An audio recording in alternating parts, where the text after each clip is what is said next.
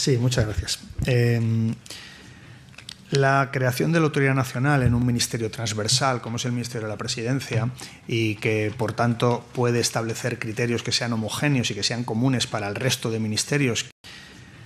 La creación de la Autoridad Nacional en un ministerio transversal, como es el Ministerio de la Presidencia, y que, por tanto, puede establecer criterios que sean homogéneos y que sean comunes para el resto de ministerios que proceden a la clasificación de documentos, básicamente Defensa, Interior y Asuntos Exteriores, es un elemento muy habitual en los países de nuestro entorno y de la Unión Europea. ¿Cómo se va a desarrollar en concreto la creación y el nacimiento de esta Autoridad Nacional? Queda la tramitación parlamentaria de la ley. Después les decía en mi intervención inicial que habrá un año de vacatio legis y también se establece en la propia ley la posibilidad de desarrollo reglamentario de la ley en lo que el Gobierno precise para llevarlo a cabo.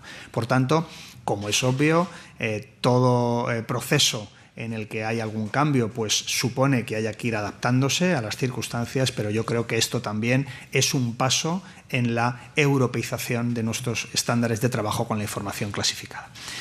La segunda de las preguntas es en relación con la infracción de la revelación de secretos. Y me hace usted referencia a las cuantiosas sanciones que pueden existir. Insisto, cuantiosas infracciones en caso de riesgos extremadamente graves para la seguridad nacional y la defensa, es decir, extremadamente graves para la vida de los ciudadanos. De eso estamos hablando. Este régimen se podrá considerar más o menos exhaustivo, pero desde luego es mejor que el vigente, porque el vigente es que está tipificado en el Código Penal como delito y que supone prisión. Una multa puede ser alta o baja, pero no supone ingreso en prisión. Y hoy por hoy el artículo 599 del Código Penal establece prisión de hasta 4 años para aquellos periodistas que puedan desvelar un secreto, una información clasificada que pueda tener un riesgo, una amenaza grave, extremadamente grave para la seguridad nacional y para la defensa. En tercer lugar, la ley establece, evidentemente, medidas para que se cese en la infracción. Es que, insisto, no estamos hablando de ninguna broma. La seguridad nacional y la defensa nacional no son ninguna broma. Es, en definitiva, la vida de todos los que estamos aquí y de todos los ciudadanos que nos escuchan. Y, por tanto, que la ley permita llevar a cabo acciones para que se cese en la infracción flagrante y, por tanto, en una amenaza extremadamente grave o grave contra la seguridad nacional o la defensa, creo que está más que justificado y es más que proporcionado. Y respecto a la ley de secretos profesionales, usted hacía referencia al caso que se conoció de aquellos periodistas a los que se les pidió el listado de llamadas y los dispositivos, que dio lugar a procedimientos judiciales, incluso contra el propio juez que adoptó esas decisiones. Creo que precisamente aquello fue un detonante de la necesidad de que desarrollemos como país lo que ya nos pedía la Constitución en el 78, es decir, que desarrollemos mediante ley orgánica el secreto profesional de los profesionales de la información. Con esta nueva norma no se podrán producir supuestos como aquel que tanta angustia generaron a compañeros suyos periodistas y que obviamente lo que queremos es evitar. También con cierta frecuencia nos encontramos que existen periodistas que están imputados, que están investigados porque no revelan sus fuentes. Bueno, pues con esta ley orgánica esos supuestos dejarán de darse, aunque sean procedimientos judiciales que ahora suelen terminar en archivos, pero con esta ley orgánica se evitará incluso que se inicien esos procedimientos. Por tanto, yo creo que es un avance la ley de información clasificada para el conjunto de la sociedad. Hacemos compatible el derecho a la información que tienen los ciudadanos con la obligación de las administraciones de proporcionar esa información y lo hacemos compatible con los estándares europeos y con la seguridad nacional y la defensa. Y en materia de la segunda de las leyes, la de desarrollo del secreto profesional de los periodistas, creo que es un avance bien sustancial, bien importante para su labor como profesionales de la información. Y un último turno, Susana, si quieres,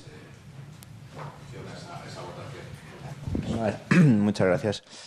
Yo quería comenzar con el ministro de Presidencia y Justicia, si nos podía hacer algunas aclaraciones. En primer lugar, al respecto de las prórrogas de las clasificaciones, decía que el Consejo de Ministros era que tenía la potestad para la clasificación de las categorías de alto secreto y secreto. Entiendo que también a la hora de determinar la prórroga de 15 años, ¿no? Sí. Y luego usted hablaba también de todos los documentos previos a 1980, ahora se refería a una vacatio legis, etcétera. Entendemos que independientemente de cuando se publique en el BOE la norma, ¿se establece esa fecha o serían los 45 años desde que se publica en el BOE más la vacatio legis?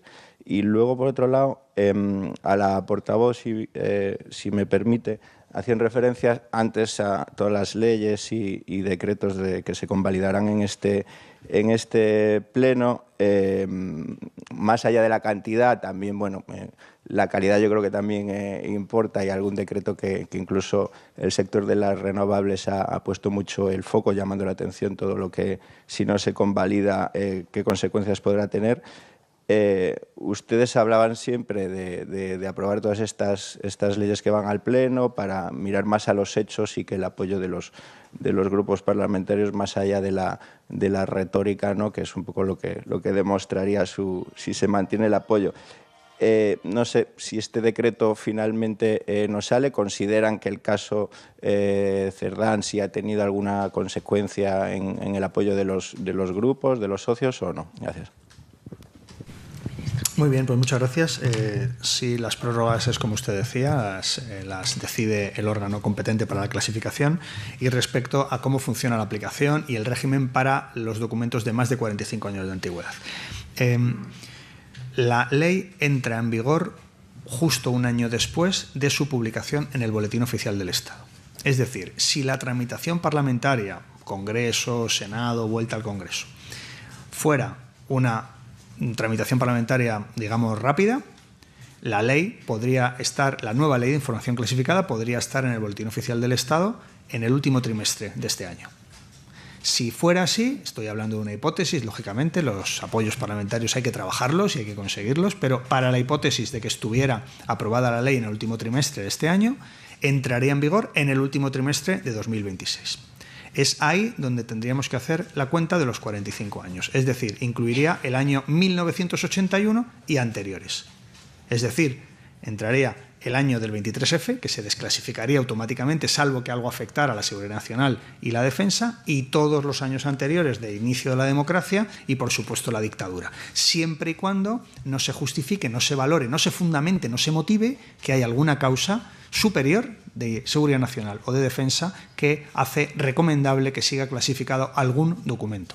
Por supuesto, eso, además de hacerlo de oficio, lo pueden pedir personas que tengan interés profesional o personal, y si hay algún tipo de discrepancia entre el solicitante y la Administración, será la Sala Tercera de lo Contencioso Administrativo del Supremo quien tome la decisión definitiva. Bueno, anteriormente ya ha respondido el ministro responsable de relación con las Cortes, pero aquí en esta mesa se lo hemos dicho en numerosas ocasiones. Este Gobierno es perfectamente consciente de la complejidad del Congreso y sabemos perfectamente que aprobar cada ley, cada iniciativa conlleva mucho trabajo, mucho diálogo, mucha capacidad de acordar y llegar a consensos. Y a pesar, digamos, de esta complejidad, si uno echa la vista atrás, y el ministro seguro que me corrige, en estos 2 años hemos aprobado más de 36 iniciativas. Y, por tanto, en esa dinámica de diálogo y de consenso vamos a seguir trabajando con todos los grupos parlamentarios. Hoy es verdad que hay distintas votaciones, todas ellas muy importantes. Por ejemplo, lo explicaba el ministro Bolaños, las entregas a cuenta, que van a suponer una entrega de cantidades a las comunidades autónomas histórica por parte de este Gobierno. Hay también, como saben, ese decreto antiapagón. Oiga, pues el Partido Popular también va a tener que explicar el por qué parece que su votación pueda ser negativa, cuando además hay un consenso muy amplio en esta materia, cuando además hemos vivido debates importantes donde se nos reclamaba aportar medidas para prevenir y para imposibilitar que se vuelvan a producir apagones de este tipo. Hicimos el trabajo, además un trabajo, como le digo, consensuado. Bueno, ahora parece ser, como bien decía también el ministro Bolaños, vamos a esperar a que se sucedan las votaciones, porque aquí hay que trabajar hasta el último minuto. Pero, sinceramente y con toda la humildad les digo, creo que es importante que veamos la hemeroteca y, sobre todo, que contemos el número de iniciativas y de leyes que, a pesar de esa complejidad parlamentaria, este Gobierno ha sido capaz de sacar adelante, y, desde luego, va a ser en la misma dinámica que vamos a movernos estos 2 años que quedan todavía de legislatura por delante. Así que, si les parece, sí, terminamos, porque si no, y disculpen si hay alguna pregunta que no ha podido ser atendida, pero aquí el ministro Bolaños tiene que ir a votar al Congreso de los Diputados. Muchas gracias.